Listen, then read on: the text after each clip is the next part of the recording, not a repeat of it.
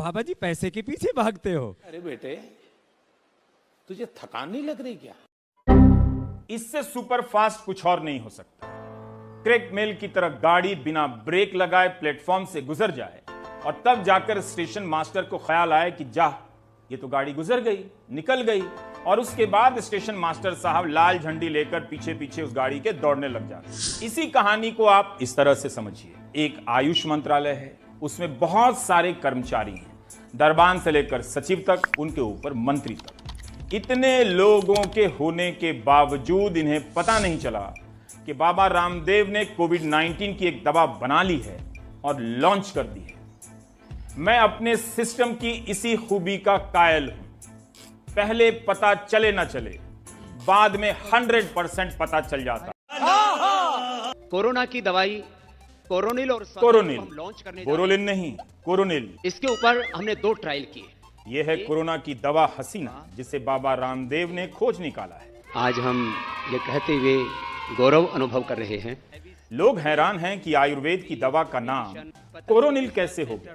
Carolina की याद आ रही होगी शायद। सिंहनाथ, गुग्गुल, तुलसी, घनवटी, प्रवाल, पिष्टी दवाओं के नाम वाले खानदान में किसी गैर संस्कृत फैमिली नाम वाली दवा की एंट्री से लोगों को सदमा लग गया है। उनका ईगो हर्ट हो गया है। और कोरोना का जो चित्र पूरी दुनिया में दिखाया जा रहा है, कुछ वैसा ही है। तो ये बकवास भूल गए हैं कि बाबा रामदेव ने जब स्वदेशी जीन्स का निर्माण व कारोबार किया तो उसका नाम नील टाट वस्त्रम नहीं रखा था। उसके बिना कोई क्लिनिक। वो भूल गए हैं कि इंग्लिश मीडियम की लड़की किसी हिंदी मीडियम के लड़के को प्यार भी कर सकती है। वो ये भी भूल जाते हैं कि संस्कृत के शब्दों से कितनी भाषाओं में शब्द बने हैं। अगर संस्कृत फैमिली में कोरोनिल आ ही गई तो उनके दिल क्यों धड़क रहे हैं? कोरोनिल और शासाई। क्या इसीलिए कि इस दवा को किसने पास किया, कब प्रयोग हुआ, उसके क्या नतीजे हुए, कहीं फर्जी तो नहीं? इन सवालों से ससुराल वाले इस विदेशी नाम वाली बहू से घबरा गए हैं।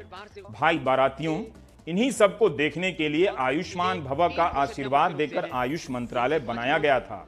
लेकिन बाबा रामदेव को कौन आशीर्वाद दे सकता है सिवाय उनके जिनके बिना किसी और आशीर्वाद का इस इंडिया में अब कोई मतलब नहीं, जिनका नाम मैं नहीं ले रहा हूं और समझने का मतलब भी नहीं। मगर भाई बारातियों, इस नवोदित मंत्रालय को पता तक न चला कि कोरोनिल आ गई। पेट के अंदर जो एसिड्स होते हैं, वो एसिड उसको कोरोना को अपने आप मार देते हैं। ये चिंता की बात। कोरोनिल, उस धुन की याद आ रही है, खुशबूदार एंटीसेप्टिक ग्रीन बोरोलिन, बेचारी कोरोलिन। 7 दिन के अंदर 100% रोगी नेगेटिव हो गए, ये बहुत बड़ी बात। अरे माँ बता रहे हो। बताइए, जो देश चीन की कंपनियों का विज्ञापन बंद नहीं कर सकता, उस देश में रामदेव का विज्ञापन बंद हो गया। आखिर भारत आत्मनिर्भर कब बनेगा? तभी बनेगा जब जिसे जो मन करे उसे वही करने, बनाने या बेचने की अनुमति दे दी जाए। सबसे बड़ी बात ये थी, 3 दिन के अंदर 69% रोगी उसमें रिकवर हो गए, अर्थात पॉजिटिव से नेगेटिव हो गए। यह इतिहास की बहुत बड़ी घटना है। विदिन 3 डेज और 7 दिन के अंदर 100% रोगी नेगेटिव हो गए, ये बहुत बड़ी बात। ये बाबा रामदेव इतने महान आदमी जो 550-600 करोड़ का कोरोनिल चिपका दिया बाबा ने। आपदा में आनंददायक अवसर तो ढूंढा बाबा ने, दुनिया को मूर्ख बना के। अगर कोरोनिल खाने से वाकई कोरोना को आप हरा पाते हैं तो फिर बढ़िया हो जाएगा। और मैं खुलासा करता हूँ, मुझे 2 बार कोरोना हुआ, 2 बार, एक बार अक्टूबर में और एक बार अप्रैल महीने में। अक्टूबर महीने से पहले से सितंबर महीने से 8 महीना मैंने पूरा कोरोनिल खाया। मेरे घर में अभी 4-5 डब्बा पड़ा हुआ कोरोनिल किट। फिर मुझे कोरोना कैसे हो गया बताइए?